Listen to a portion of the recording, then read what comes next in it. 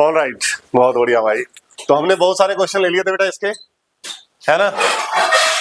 सवाल जो हमने ले लिए थे, बताना कहां तक लिया था हमने। ये सब ले लिया था हमने, ये भी ले लिया था, ये भी ले लिया था, ये भी ले लिया था, ये नहीं लिया था। बहुत ही बेहतरीन सवाल सामने आया, बिल्कुल ध्यान से देखना है। पढ़ो ध्यान से क्वेश्चन हो, काफी बेहतरीन सवाल है। पढ़िए ध्यान से इसको।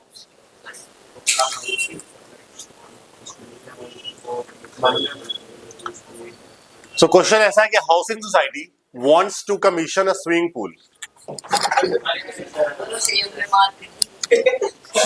अच्छा, हाँ जी। तो wants to commission a swimming pool, चलो जो भी मामला दिया हुआ है, कहा जा रहा है कि purchase a piece of land, और उसमें खुदाई भी करनी है, such that depth to such a depth that its capacity is 250, मतलब वॉल्यूम मुझे दिया हुआ है। एक स्क्वायर पीस ऑफ लैंड को ऐसा खुदाई करना है, इस डेप्थ तक करना है, इतनी गहराई तक कि वॉल्यूम उसका क्या हो, तो वॉल्यूम दिया हुआ है। अच्छा, लैंड हमारा स्क्वायर है, तो पहली बात तो ये लॉजिक समझना बेटा, अगर लैंड स्क्वायर है, इसका मतलब मामला क्या हो गया हमारा, इसका मतलब मामला कुछ ऐसा हो जाता है कि इसके लेंथ और ब्रेथ बराबर होंगे, लेंथ और अगर एक से तो ब्रेथ भी। अच्छा, तो जब बेस स्क्वायर हो गया और एच हाइट तक उसकी मैं उसका खुदाई हो चल रही है, एच हाइट तक, तो वॉल्यूम क्या होगा उसका, क्योंकि क्यू हाइट बन गया हमारा वो।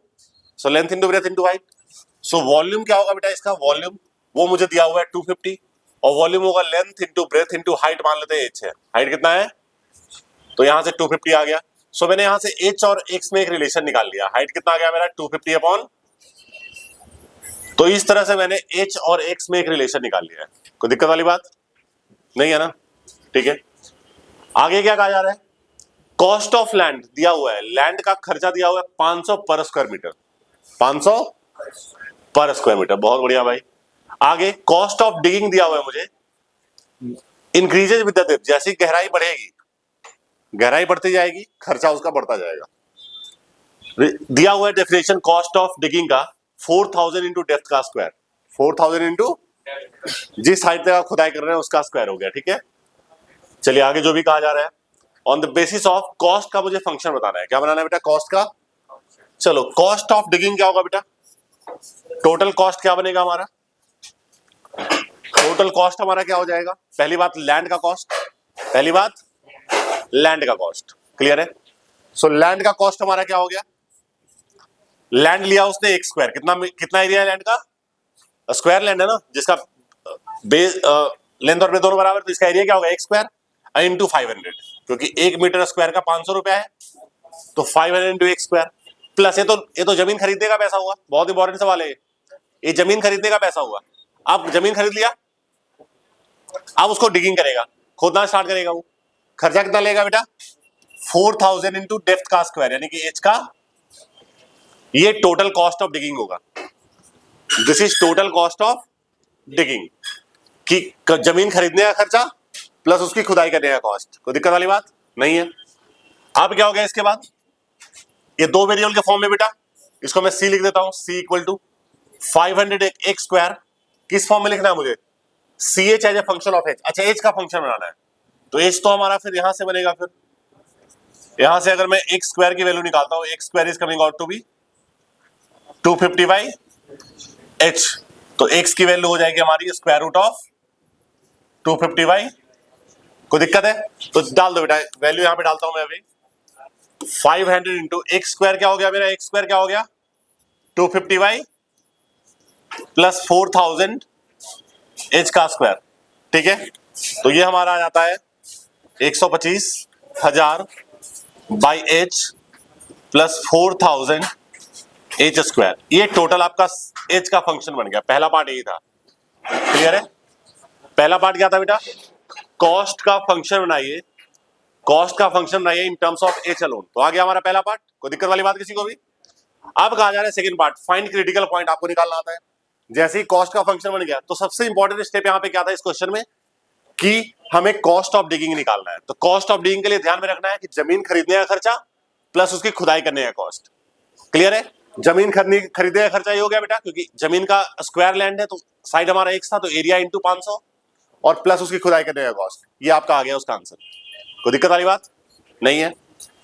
चलिए, तो जैसे ही सी आ गया बेटा, आप सी डैश एच निकालोगे। सी एच आई एच का फंक्शन है, तो सी डैश एच क्या हो जाएगा हमारा, -125,000 divide by h square, plus इसका हो जाएगा 8,000 एच। कोई दिक्कत वाली बात नहीं है। क्रिटिकल पॉइंट के लिए आप क्या करेंगे, put h dash c dash h equal to 0। तो यहां से क्या आ गया आपका, -125,000 by h square plus 8,000 h equal to 0। So from here you got 8,000 h is equal to 125,000 divide by h. So 000 तो कैंसिल आउट हो गया बेटा, एच स्क्वायर यहां से आ जाता है 125/8। कोई दिक्कत है, एच स्क्वायर की वैल्यू यहां से क्या आ गया हमारा, हाँ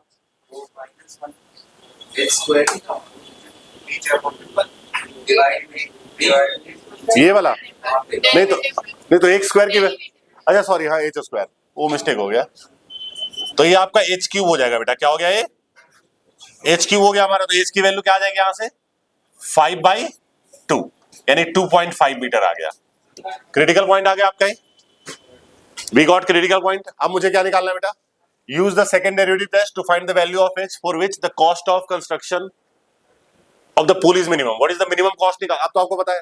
जैसे क्रिटिकल पॉइंट है, आप क्या करोगे, आप सेकंड डेरिवेटिव टेस्ट कर लोगे। आप क्या करेंगे, आप बस, और उस पे देखना आपका पॉजिटिव ही आएगा। मिनिमम कॉस्ट दिखाना है ना मुझे, तो हमारा सेकंड डेरिवेटिव पॉजिटिव आएगा। अब कॉस्ट निकालने के लिए क्या करूंगा, ये जो एच की वैल्यू है वो आप कॉस्ट फंक्शन में डाल दीजिए। इस एच की वैल्यू को आप कॉस्ट के फंक्शन में डाल दें। ठीक है, क्लियर है। तो आपको क्या होगा, मिनिमम कॉस्ट आ जाएगा। समझे कि नहीं, बताओ। तो ये सवाल बेटा बहुत ही बेहतरीन सवाल था, ये काफी वेरी वेरी इंपॉर्टेंट क्वेश्चन। ठीक है, करेक्ट है मामला। चलो आगे बढ़ते हैं, फिर आगे के पार्ट आप लोग खुद से कर लेंगे। नेक्स्ट हमारा क्या है बेटा, Venn diagram will represent the probability of 3 different types of yoga. 3 type का योगा है, ए, बी और सी, performed by the people of a society. Further, it is given that probability of a member performing type C yoga is 0.44. मतलब type सी योगा को perform करने का chance क्या दिया हुआ है, 0.44। अब मुझे कहा जा रहा है, on the basis of above information answer the following question. X की वैल्यू निकालिए। साफ साफ दिख रहा है बेटा, प्रोबेबिलिटी ऑफ सी दिया, क्या दिया हुआ है मुझे प्रोबेबिलिटी ऑफ सी क्या दिया हुआ है, 0.44।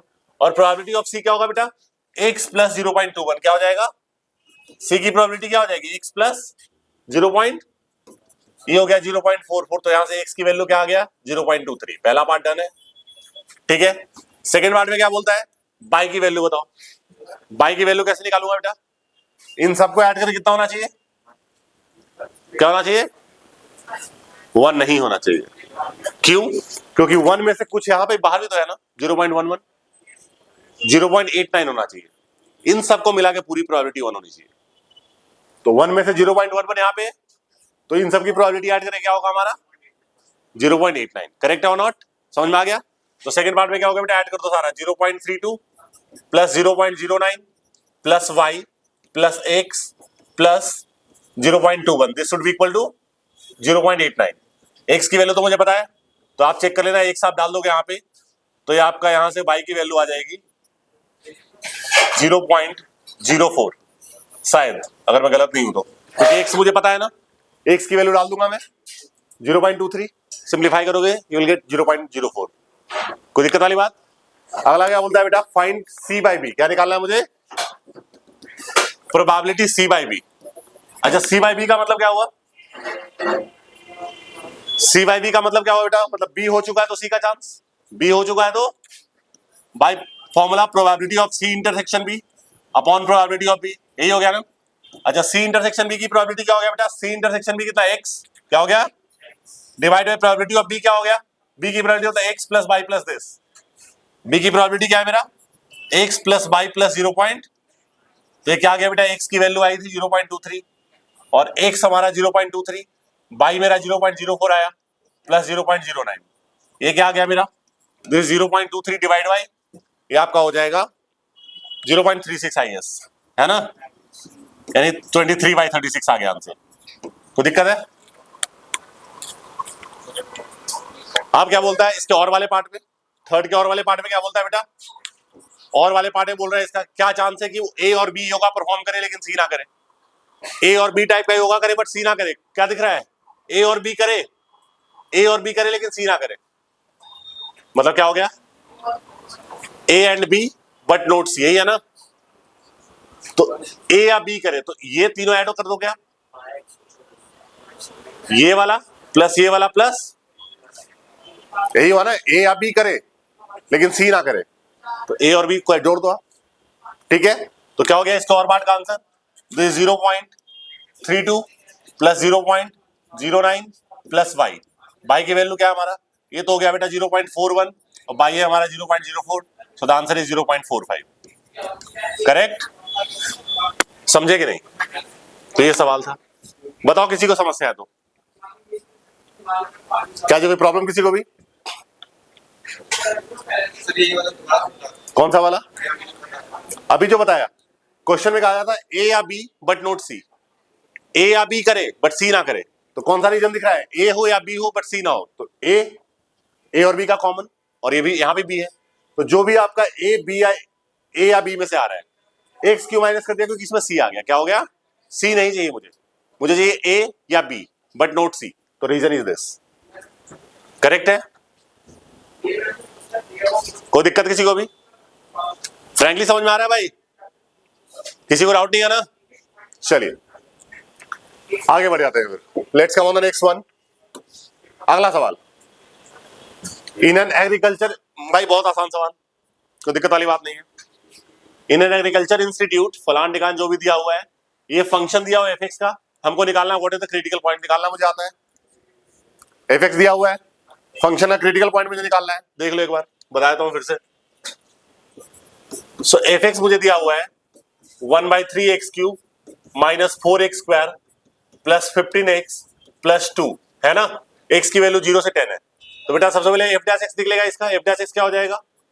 1/3 × 3x² minus 8x plus 15, cancel out, तो क्या आ गया है? x² माइनस 8x प्लस, सो ये आपका f' आ गया। अगला स्टेप आप पुट कर लीजिए f' इक्वल टू 0, इसको आप क्या कर लीजिए 0 पुट, तो क्या हो गया है? x² minus 8x plus 15 equal to 0, x की वैल्यू आ जाएगी आपकी। ये आपका यहां से आ गया x² minus 5x minus 3x plus 15 equal to 0। इन दोनों में से x कॉमन आ गया, x माइनस 5, यहां से माइनस 3 कॉमन आ गया, यहां से x माइनस 5 फिर से कॉमन आ जाएगा, अंदर बच गया बेटा x माइनस 3, तो यहां से x की वैल्यू या तो 5 होगी या x की वैल्यू 3 होगी, या तो x की वैल्यू 5 हो गया, x की वैल्यू, चलिए ये आपका आंसर, इसका क्रिटिकल पॉइंट आ गया। समझ में आ गया कि नहीं आ गया? तो क्रिटिकल पॉइंट कभी भी निकालना है, पहला डेरिवेटिव निकाल के उसको बेहोश कर दो, ठीक है? क्लियर है? आगे using second derivative find the minimum value, आपको आता है। सेकंड डेरिवेटिव आप निकाल लोगे, क्रिटिकल पॉइंट 2 पॉइंट है, दोनों पे आप चेक कर लो, जिसपे भी आपका सेकंड डेरिवेटिव पॉजिटिव आ रहा है वो मिनिमम हो गया। मिनिमम वैल्यू बता रहा है आपको, तो मिनिमम वैल्यू के लिए वो करस्पॉन्डिंग पॉइंट फंक्शन में डाल दो। समझ गए जी मेरी बात को? कोई दिक्कत वाली बात नहीं है? चलो let's come on the next one. थोड़ा सा शॉर्ट में करवा रहा हूं क्योंकि जो आप लोग को आता है उसको फिर बताने की बार बार जरूरत नहीं है। देखिए भाई, ऑक्टेगोनल प्रिज्म, एक प्रिज्म की बात हो रही है, तो फोटो मत देखना, फोटो देख के बेहोश हो जाओगे, ठीक है? हमको खाली वैल्यू देखना है कि एक पीडी मुझे बना हुआ है, एक पीडी बना हुआ है, एक्स की वैल्यूज है, खुद से करोगे आप लोग, मैं कुछ नहीं बता रहा हूं इसमें। एक्स की वैल्यूज है, प्रोबेबिलिटी उसका दिया हुआ है कि नहीं है? मुझे निकालना है find the value of P. P कैसे आएगा बेटा? सबको जोड़ करके इक्वल टू 1 कर दो, पी आ जाएगा, आ जाएगा पी, कोई दिक्कत? सेकंड में क्या बोलता है? पी एक्स ग्रेटर देन 6 बताओ, 6 से बड़ा का मतलब 7 या 8, प्रोबेबिलिटी या तो 7 हो या तो, मतलब इन दोनों को ऐड कर दो, इन दोनों को ऐड कर दो, और पी पता ही है मुझे क्योंकि पी पहले पार्ट में आ चुका है, इन दोनों को ऐड करके उसमें पी डाल देना। क्लियर है? क्या बनेगा? 2p² plus 9p² plus P आ जाएगा, उसमें पी की वैल्यू डाल दो, कोई दिक्कत है? तीसरे पार्ट में क्या बोलता है? Probability x equal to 3m बताओ, 3m का मतलब या तो 3 या तो 6, 3 का मल्टीपल, यानी या तो 3 या तो, इसका मतलब क्या निकालना है आपको? प्रोबेबिलिटी x इक्वल टू 3 प्लस प्रोबेबिलिटी x इक्वल टू 6, ठीक है? 3 की प्रोबेबिलिटी 2p हो गया, 6 का p², 2p plus p² answer आ गया। p की वैल्यू बताइए आपको पहले पार्ट से, डाला आंसर, सीधा निकाल लिया, कोई दिक्कत वाली बात है? Any problem? लास्ट पार्ट में क्या निकालना है बेटा? फाइंड द मीन, ex निकालना है। ex का मतलब लो, pd पता ही है मुझे तो ex क्या हो गया? x into px, 1 into this, 2 into this, फलाने का जो भी करना है। क्लियर या नहीं? समझ गया ना? पी बताइए सर, डाल दो वैल्यू। हो जाएगा? हो जाएगा जी, बताने की जरूरत है तेजस्वी? हो जाएगा, सबसे हो जाएगा। आदित्य भाई सही है ना? ठीक है, अगले सवाल पे आते हैं। देखिए, फाइंड द प्रोबेबिलिटी क्वेश्चन है कि हाँ, इस तरह का सवाल बेटा बढ़िया सवाल आ गया है, आप लोगों ने पहले नहीं देखा ऐसे क्वेश्चन। ऑड्स इन फेवर या ऑड्स अगेंस्ट ऐसा लिखा हो तो घबराना नहीं है, ठीक है? ऑड्स इन फेवर और ऑड अगेंस्ट का मतलब क्या होता है वो समझा रहा हूं आपको एक बार में। नया क्वेश्चन आ गया आप लोगों के लिए, ठीक है? क्वेश्चन है हमारा, 3 critics रिव्यू अ बुक, ठीक है? For the 3 critics mister Satish, mister Ramesh and mister Sukhdev, the odds in favour of the book are 3:7। Odds in favour का मतलब क्या हुआ बेटा? मतलब उसके फेवर करने का चांस। ऑड्स इन फेवर का मतलब क्या हुआ कि मिस्टर सतीश जो है वो फेवर करेंगे, उसका 3:7 दिया हुआ। इसका मतलब अगर मैं बोलूंगा फेवर, मिस्टर सतीश के फेवर करने की प्रोबेबिलिटी क्या है, तो पता क्या बोलोगे आप? फेवर करने की प्रोबेबिलिटी 3/10, 3/10। क्लियर है? यही बोलूंगा। अगर मैं बोलूंगा मिस्टर सतीश के फेवर अगेंस्ट का चांस, मतलब फेवर नहीं करने का चांस क्या होगा, तो 7/10। मेरी बात समझ रहे हो बेटा? Odds in favour odd against का मतलब क्या हुआ हमारा कि ऑड्स इन फेवर 3:7 है, मतलब मिस्टर सतीश इसको फेवर करेंगे, उसका चांस 3/10, अगेंस्ट में रहेंगे उसका चांस 7/10। यही बात हो गया मिस्टर रमेश का, रमेश इसको फेवर करेंगे उसका चांस 4/7, रमेश अगेंस्ट में उसका चांस 3/7। इसकी बात करूं तो मिस्टर सुखदेव इसको सपोर्ट करेंगे, उसका चांस 3/8, अपोज करेंगे उसका चांस 5/8। बात समझ रहे हो ना? तो पहला वाला वैल्यू फेवर का होता है, दूसरा वैल्यू अपोज का। तो ऐसे क्वेश्चन में आपको कंफ्यूज नहीं होना है। हाँ भाई, कुछ पूछना है? क्या हो गया? तो ऐसे क्वेश्चन में पहली वैल्यू जो होगी वो फेवर करने की, दूसरी वैल्यू अगेंस्ट की होगी। क्लियर है? आप क्वेश्चन पे आता हूं। Find the probability that mister Satish is not in favour. बता दिया आंसर। मिस्टर सतीश फेवर में ना हो 7/, तो पहले पार्ट का आंसर क्या हो गया बेटा? 7/10। सेकंड पार्ट की बात करता हूं। Find the probability mister Sukhdev is in favour. Mister Sukhdev favour में हो, मतलब कि 3/8। इसका आंसर हो गया बेटा 3/8। तीसरा क्या बोलता है? Find the probability mister Satish and mister Ramesh and mister Satish are in favour. Mister Ramesh और मिस्टर सतीश फेवर करें, तो मिस्टर रमेश का फेवर करने का चांस 4/7, 4/7 प्लस मिस्टर सतीश के फेवर करने का चांस 3/10। ये आपका आंसर आ गया बेटा। तीसरे पार्ट का आंसर क्या हो गया? 4/7 प्लस, कोई दिक्कत है तो क्या आ जाता है? एलसीएम हमारा हो गया 70। क्लियर या नहीं? तो ये हो जाएगा हमारा 40 और ये हो गया मेरा 21। यही हो रहा है बेटा। तो 61/17। कोई दिक्कत वाली बात? अगला क्या बोलता है? Find the probability mister Satish and mister Ramesh contradict. इसका मतलब क्या हुआ? मिस्टर सतीश और मिस्टर रमेश क्या होगा? कॉन्ट्राडिक्ट, मतलब कि उल्टे हो जाए। सतीश अगर फेवर करे तो रमेश एंटी हो जाए। रमेश है ना कि सुखदेव है? हाँ रमेश। तो सतीश अगर फेवर करे तो रमेश भाई एंटी में हो, या सतीश अगर एंटी में हो तो रमेश भाई फेवर करे। तो इसका चांस क्या होगा बेटा? और वाले पार्ट का मिस्टर सतीश के फेवर करने का चांस 3/10, तो रमेश भाई एंटी में रहेंगे, रमेश भाई के एंटी में जाने का चांस 3/7 प्लस, अब उल्टा रमेश भाई अगेंस्ट में हो प्लस, अब हमारा सतीश भाई रमेश में थे, मतलब सतीश भाई हमारे अगेंस्ट में थे, अब रमेश हमारा फेवर में हो, रमेश के फेवर का चांस 4/7। ये क्या हो गया बेटा? 9/70 और प्लस 28/70, 37/70 आ गया। कोई दिक्कत वाली बात? तो इस तरह के सवाल कभी भी अगर आपसे पूछे जाए 1 सेकंड में बता दोगे, कोई दिक्कत वाली बात नहीं है। तो इन सब क्वेश्चंस में ऑड्स इन फेवर या ऑड्स अगेंस्ट, अगर यही यहाँ पे लिखा होता ऑड अगेंस्ट, ऑड अगेंस्ट अगर लिखा रहेगा, देखो अगर ऑड अगेंस्ट लिखा होगा हमारा 3:7, तब पहली वैल्यू अगेंस्ट की हो जाएगी। क्या हो जाएगा? और फेवर का दूसरी वैल्यू होगा। बात समझ रहे हो?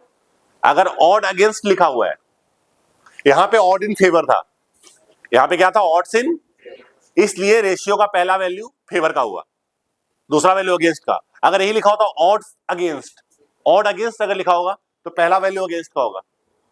अगेंस्ट का प्रोबेबिलिटी 3/10, फेवर का 7/10। लॉजिक समझ रहे हो इसमें? ऐसे क्वेश्चन में प्रॉब्लम नहीं होगी ना? कोई दिक्कत वाली बात? और अक्सर ऐसे सवाल बेटा यहां पे नहीं तो वहां पे, वहां नहीं तो वहां पे आता रहेगा। ठीक है, कोई दिक्कत वाली बात नहीं है। चलिए आगे बढ़ते हैं। हाँ जी, इस टैंक को देखते हैं अब। A tank as shown in the figure, ये है कॉम्बिनेशन ऑफ सिलेंडर और कोन है। ये दिख रहा है आपको, एक सिलेंडर है और नीचे क्या हमारा कोन है। बहुत बढ़िया भाई। A tap is connected to such a tank which conical part is full of water. इसका जो कोनिकल पार्ट है हमारा वो पानी से भरा हुआ है। क्वेश्चन पढ़ो ध्यान से एक बार।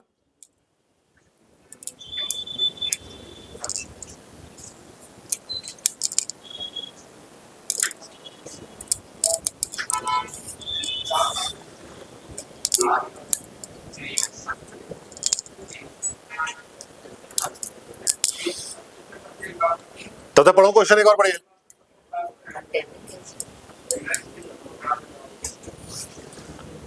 हाँ जी, अब क्वेश्चन में क्या कहा जा रहा है? Water is dripping out from the tap at the bottom of the uniform rate. मतलब पानी जो यहां से निकल रहा है ना, उसका रेट है 2 सेंटीमीटर क्यूब पर सेकेंड। कोई दिक्कत वाली बात नहीं है। 2 सेंटीमीटर क्यूब पर सेकेंड से मतलब ये क्या दिया हुआ मुझे? डीवी बाई dt दिया हुआ है। सेंटीमीटर क्यूब पर सेकंड का मतलब क्या होगा मुझे? DV by. चलो, the semi vertical angle of the conical tank is 45। मतलब अगर मैं इसकी थोड़ा सा फोटो दिखाऊं आपको, तो फोटो इसकी कुछ ऐसे बनेगी। ये नीचे वाला कोनिकल टैंक है हमारा, इसका सेमी वर्टिकल एंगल 45 बेटा। ये वाला क्या हो गया? सेमी वर्टिकल का मतलब आधा, इसका आधा क्या हो गया मेरा? ये 45। कोई दिक्कत वाली बात? वर्टिकल एंगल पूरा हो गया, सेमी का मतलब इसका आधा। चलिए भाई, find the volume of water in the tank in terms of its radius. ठीक है, चलिए भाई, अगर ये 45 है, इसको मैंने रेडियस बोल दिया, इसको हाइट। अगर ये 45 बेटा दोनों बराबर, ठीक है, तो पहले पार्ट का आंसर क्या हो जाएगा? इफ सेमी वर्टिकल एंगल, अगर सेमी वर्टिकल एंगल हमारा 45 डिग्री हो गया, तो अगर आप tan 45 लोगे, tan 45 क्या होता है? R/H। R और H बराबर आ जाएगा। समझ रहे मेरी बात को, या बता दूं कैसे होगा? जो हाँ जी बताना है। देखिए भाई, तो ये ट्रायंगल मेरा AOB हो गया, तो इन ट्रायंगल AOB हमने tan 45 ले लिया। tan 45 क्या हो जाएगा मेरा? R/H। ये 1 होता है, तो यहां से H इक्वल टू R आ गया। H इक्वल टू क्या आ गया? तो जब सेमी वर्टिकल एंगल 45 होगा तो रेडियस और हाइट क्या होंगे? बराबर होंगे। अब देखिएगा वॉल्यूम क्या होता है बेटा? कौन है ना, तो 1/3 pi R square H, 1/3 pi are.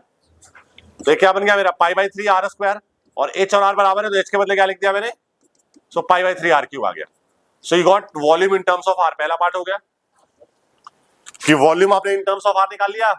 कोई दिक्कत वाली बात? आगे क्या बोलता है? Find rate of change of radius dr/dt निकालना है। कब? जब R की वैल्यू 2√2 हो। Rate of change of radius निकालना है। चलो भाई, सेकंड पार्ट के लिए वॉल्यूम आ चुका है, तो dv/dt क्या हो जाएगा मेरा? पाई/3 कांस्टेंट है, R क्यूब का 3R स्क्वायर और dr/dt, ये होगा ना, कैंसिल आउट। dv/dt मुझे पता है कितना दिया हुआ है? 2। ये हो गया पाई। R कितना मुझे दिया हुआ है? 2√2 और इसका स्क्वायर, ये दिया हुआ है ना जी R। और dr/dt यहां से क्या हो गया मेरे? 2 इक्वल टू दिस इज 8 पाई और dr/dt है ना, तो 2 4 जा, तो dr/dt की वैल्यू हमारी क्या आ गई? 1/4 पाई सेंटीमीटर पर सेकेंड, क्योंकि रेडियस है तो स्क्वायर वगैरह नहीं होगा, सेंटीमीटर। सेकेंड पार्ट का आंसर आ गया। आगे क्या बोलता है? Find the rate of change of radius, ये तो आ गया हमारा। Find the rate at which bed surface of the conical tank is decreasing. Bed surface यानी कि क्या होगा बेटा? बेड सरफेस समझ रहे हो ना इसका मतलब? जो किसी टैंक में पानी भरा हुआ है, तो जहां जहां पानी सरफेस को टच कर रहा है, तो किसको टच करता है सरफेस? मतलब पानी किसको? CSA को। पानी किसको टच करेगा बेटा? उसके एरिया को, है ना? क्लियर है? तो आपको रेट ऑफ चेंज ऑफ उसका CSA बताना है कि CSA किस रेट से चेंज कर रहा है। इस लाइन का मतलब ये होगा। तो find rate of change of bed surface, यानी कि rate of change of surface area. Bed surface का मतलब क्या होगा बेटा? Surface area. कौन सा? कर्व्ड। कर्व्ड क्यों लिया? क्योंकि टॉप नहीं गिनते हैं, ठीक है, टॉप नहीं लेते। तो CSA क्या होगा हमारा बेटा? CSA हमारा होगा πRL। क्या हो जाएगा CSA? अच्छा, और कुछ दिया हुआ है हमें? R मुझे पता है, तो CSA की वैल्यू हमारी हो गई πRL। CSA क्या आ गया मेरा? अब यहां पे दो वेरिएबल R और L आ चुका है, ठीक है। R मुझे दिया हुआ है, कोई दिक्कत वाली बात नहीं है। सो यहां पे हम क्या कर लेते हैं, इसको मैं ऐसे कह सकता हूं, CSA को C कह दिया, ये पाई R आ गया बेटा। L को मैं कह सकता हूं √R² प्लस, कह दो ऐसे, रूट में आ गया तो स्क्वायर कर दो दोनों साइड। C स्क्वायर क्या हो जाएगा? इसको मैंने Z कह दिया, π² R² और आर स्क्वायर प्लस, यही हो गया ना हमारा। ठीक है, एच तो आर के बराबर है, एच किसके बराबर है, एच तो हमारा आर के बराबर है, तो आर स्क्वायर प्लस, तो ये क्या आ गया मेरा पाई स्क्वायर आर स्क्वायर और 2r स्क्वायर। कोई दिक्कत वाली बात? तो ये हमारा क्या आ गया बेटा, दिस इज 2 पाई स्क्वायर और आर की पावर, समझे कि नहीं? तो हमने सी एस ए का फंक्शन बना दिया हमने एक वेरिएबल, तो D Z upon D T मुझे निकालना है। ये क्या हो गया बेटा 2 पाई स्क्वायर और आर की पावर 4 का क्या हो जाएगा 4r³, समझे कि नहीं? तो ये हो गया हमारा 8 पाई स्क्वायर r³। तो दिक्कत वाली बात, मुझे निकालना है ये कब, dz बाई dt कब निकालना है बेटा, जब r की वैल्यू क्या हो 2√2, डाल दो इसमें 8 पाई स्क्वायर और r³ के बदले क्या हो गया हमारा 2√2 की पावर 3, है ना? तो ये हो गया 8 पाई स्क्वायर और ये हो गया हमारा 8, ये आपका हो जाएगा 16√2, ये आपका सेंटीमीटर स्क्वायर पर सेकेंड आ गया। कोई दिक्कत वाली बात है तो बता दो भाई। आ गया हमारा आंसर। आप कहा जा रहा है find the rate of change of height जब स्लैंट हाइट 4 हो। स्लैंट हाइट क्या हो हमारा, स्लैंट हाइट इसमें कहीं दिया हुआ था क्या?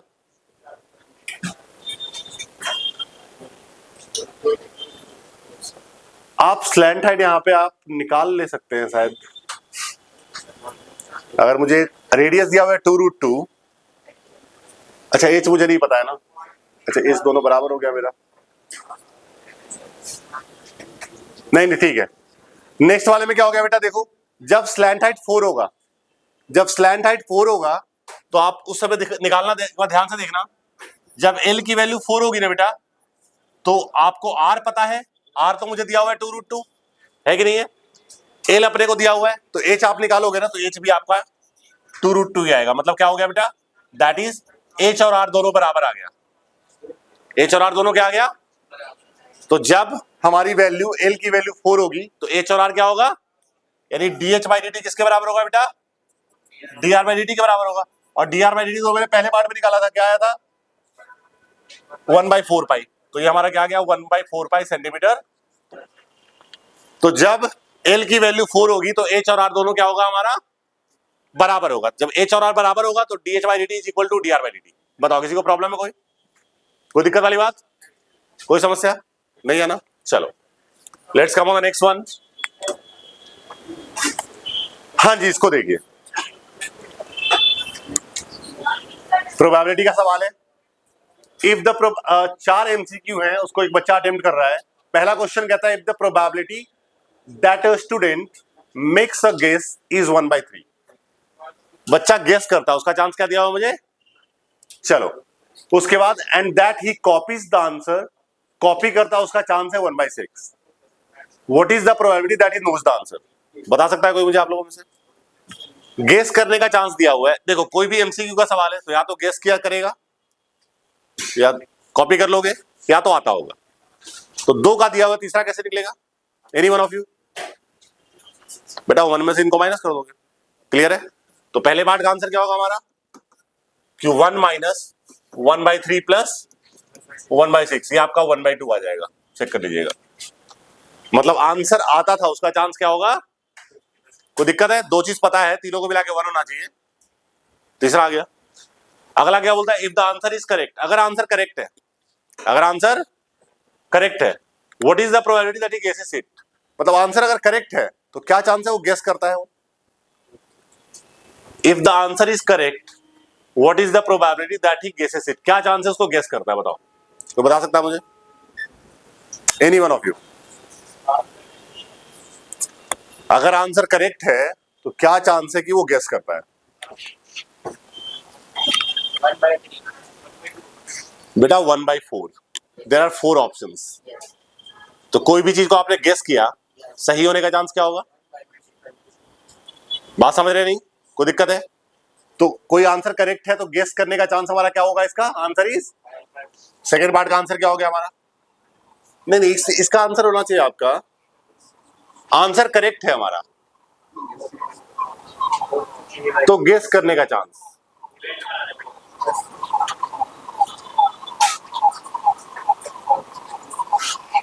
If answer is correct what is the probability that he guesses it? नहीं 1/4 ही होगा, 1/4 ही होगा आपका। थर्ड पार्ट में क्या बोलता है बेटा? What is the conditional probability that his answer is correct given that he know it? अब बताओ इसका आंसर क्या होगा? अगर आंसर आता है 1, कॉमन सेंस की बात है, अगर आंसर आता है तो सही होने का चांस 1 ही होगा, ठीक है। इसके और वाले पार्ट में क्या बोलता है बेटा?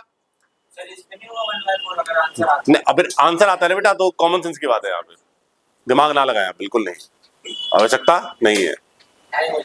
हाँ, हैंग हो जाएगा। अगला क्या है बेटा? Assuming that a student who copies the answer will be correct with probability, मतलब कोई कॉपी करता है अगर बच्चा तो करेक्ट होने का चांस 1/8 है। क्या चांस है कि क्वेश्चन का सही जवाब दिया है? What is the probability answer correctly? तो ये आपका टोटल प्रोबेबिलिटी का क्वेश्चन हो गया। क्या हो गया ये? और पार्ट में इवन हो जाएगा क्या आंसर उसको? क्या क्या ऑप्शन दिया हुआ है इसमें? नोज द आंसर, गेस और कॉपीज। तो इवन हो गया knows the answer, knows the answer. E2 हो गया guesses the answer, guesses the answer. और E3 हो गया हमारा कॉपीज द आंसर। कोई दिक्कत है? Copies the answer. और ए हो गया आंसर इज करेक्ट। ये हो गया मेरा आंसर इज करेक्ट। तो हमें प्रोबेबिलिटी ऑफ ए निकालना है बेटा। तो probability of E1 into probability A by E1, ठीक है, plus probability of E2 into probability A by E2 plus probability of E3 into probability A by E3। A by डाल दोगे सारी वैल्यूज, E1 की प्रोबेबिलिटी, E2 की probability और clear E3 की probability सारी पता है हमें।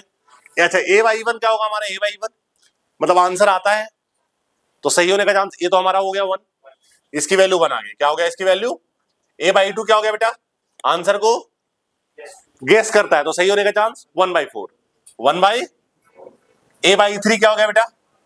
आंसर उसको कॉपी करता है, E3 है ना, कॉपी करता है तो सही होने का चांस क्या हो गया? बस सारी वैल्यूज डाल दोगे, you will get the answer. कोई दिक्कत वाली बात? कोई सवाल मन में नहीं है? चलिए let's come on the next one, इसको देखते हैं। हाँ जी, देखिए, the cylinder bore in the form of circular cylinder open at the top, ऊपर से खुला हुआ है, ठीक है, made from a metal seat of area 75, मतलब उस जिस सीट से बना हुआ है एक सिलेंडर ओपन ऊपर से खुला हुआ है, उसका एरिया मुझे दिया हुआ है। क्या दिया हुआ है बेटा? मुझे पता है आपको, आपको दिया हुआ है सिलेंडर का एरिया क्या होगा? 2πr प्लस πr स्क्वायर, क्योंकि एक साइड खुला हुआ है और ये आपको 75 दिया हुआ है। बात समझ रहे हैं? सिलेंडर जो ऊपर से खुला हुआ उसका एरिया क्या होगा? 2πr प्लस πr स्क्वायर, ये मुझे 75 दिया हुआ है, ठीक है। आगे क्या बोलता है? Based on above information answer the following questions, ठीक है। If the radius of cylinder r है, रेडियस सिलेंडर का कितना है बेटा? आर है। हाइट दिया हुआ है, write the volume b of the cylinder in terms of radius, ठीक है, आर के फॉर्म में लिखना है। चलो तो यहां से मैं एच की वैल्यू निकाल लूं। एच क्या हो गया मेरा? 75 minus πr square upon 2πr, correct है बेटा, ठीक है। वॉल्यूम क्या हो जाएगा हमारा? वॉल्यूम सिलेंडर है तो πr स्क्वायर एच, डाल दो वैल्यू πr स्क्वायर, और एच की जगह पे क्या होगा?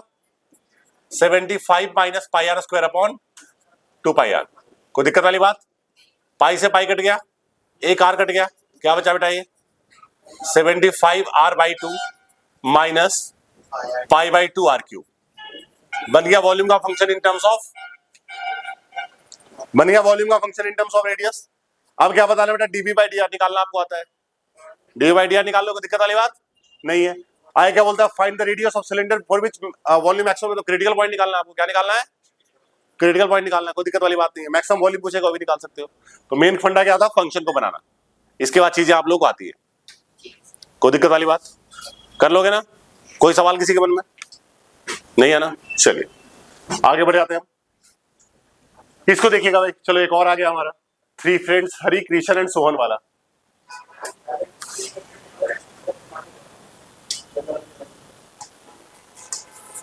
हाँ जी, देखिए इसको, Hari, Krishna and Sohan are given a situation by the company to find the best correct solution. Hari, Krishna and Sohan chances of finding correct solution are 2 out of 3, मतलब हरि का करेक्ट आंसर आने का चांस क्या दिया बेटा, 2/3 मतलब 2/3 है ना। और कृष्ण के सही होने का चांस क्या दिया हुआ है, 3/7 यानी कि 3/। और सोहन के सही होने का चांस क्या दिया हुआ है आपको, 5/8 यानी कि 5/। कहा जा रहा है फाइंड द ऑड्स अगेंस्ट हरी, मतलब कि सही नहीं होने का चांस। ऑड अगेंस्ट का मतलब क्या हुआ, सही नहीं होने का चांस। तो बेटा सही होने का चांस 2/3 है, तो सही नहीं होने का चांस क्या हो जाएगा, 1/3। तो उसको आप ऐसे लिखोगे पहले वाले पार्ट को, पहले वाले का आंसर बताया वो 1/3 है ना, 1/3 को आप रेशियो में ऐसे लिखेंगे 1:3, मतलब अगेंस्ट का, सॉरी 1:2, 1:, मतलब सही नहीं होने का अगेंस्ट का मतलब सही नहीं होने का, सही नहीं होने का 1/3 और सही होने का 2/3 जो दिया हुआ है मुझे। कोई दिक्कत वाली बात है। तो ऑड अगेंस्ट हरी क्या हो गया, 1:2। 1/3 को मैं ऐसे लिखूंगा ऑड अगेंस्ट के फॉर्म में। कोई दिक्कत है, आप 1/3 भी लिखेंगे, कोई दिक्कत वाली बात नहीं है, बट उसको आप ऐसे लिखेंगे, ठीक है। आगे क्या है, find the probability that exactly one of them will find a correct solution. Find the probability that exactly one of them will find a correct, exactly one correct solution निकाले। मतलब क्या होगा बेटा, अगर हरी निकाल ले, ठीक है, एग्जैक्टली वन ऑफ देम निकाल रहा है करेक्ट सॉल्यूशन, तो इसका मतलब क्या हो गया, अगर हरी निकालता है करेक्ट तो किशन भाई करेक्ट ना निकाले और सोहन भाई भी करेक्ट। या तो क्या हो सकता है, अगर हरी करेक्ट ना निकाले, किशन भाई करेक्ट निकाल ले और सोहन भाई करेक्ट ना निकाले। या तो क्या हो सकता है, हरी भाई करेक्ट ना निकाले, किशन भाई करेक्ट ना निकाले और सोहन भाई करेक्ट निकाले। ये इसका आंसर हो गया, समझे कि नहीं, कोई दिक्कत वाली बात। सारी प्रोबेबिलिटी पता है, प्रोबेबिलिटी ऑफ एक्स पता है मुझे, प्रोबेबिलिटी ऑफ के पता है, तो के डैश की प्रोबेबिलिटी आ जाएगी 4/7। एस पता है तो एस डैश की प्रोबेबिलिटी, सारी प्रोबेबिलिटी निकल लेगी आपके पास है, डाल के आंसर आ जाएगा, नहीं आ जाएगा। बस खाली थोड़ा सा डिफरेंट टाइप का सवाल आ गया, चीजें पड़ी हुई है। कोई दिक्कत है किसी को, चलो आगे बढ़ते हैं।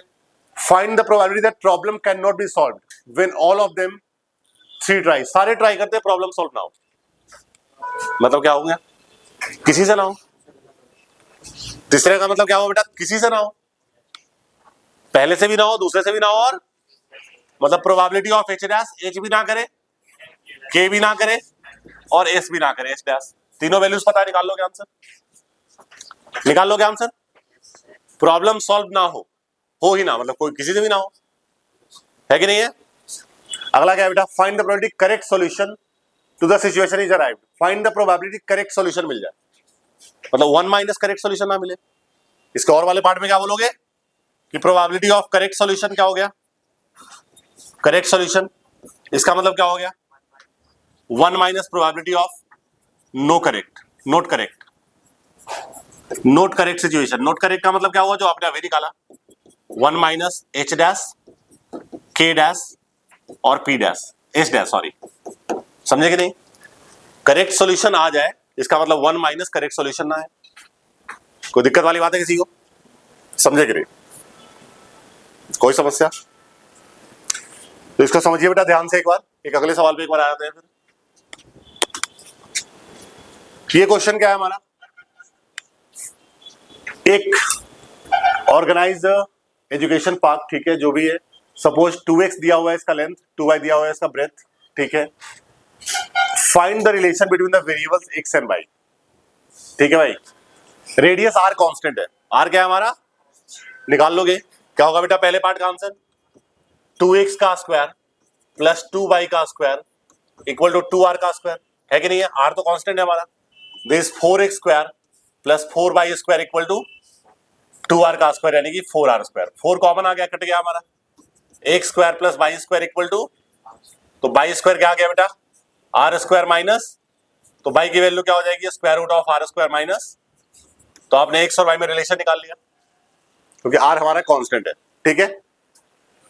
नेक्स्ट क्या बोलता है, express area in terms of x, area का फंक्शन बनाओ x के फॉर्म में, तो एरिया क्या हो जाएगा बेटा हमारा, length into breadth, length into, तो ये क्या हो गया मेरा 4xy, सॉरी 4xy, तो ये क्या हो गया 4x और y की जगह पे under root r square minus, आ गया एरिया का function in terms of x।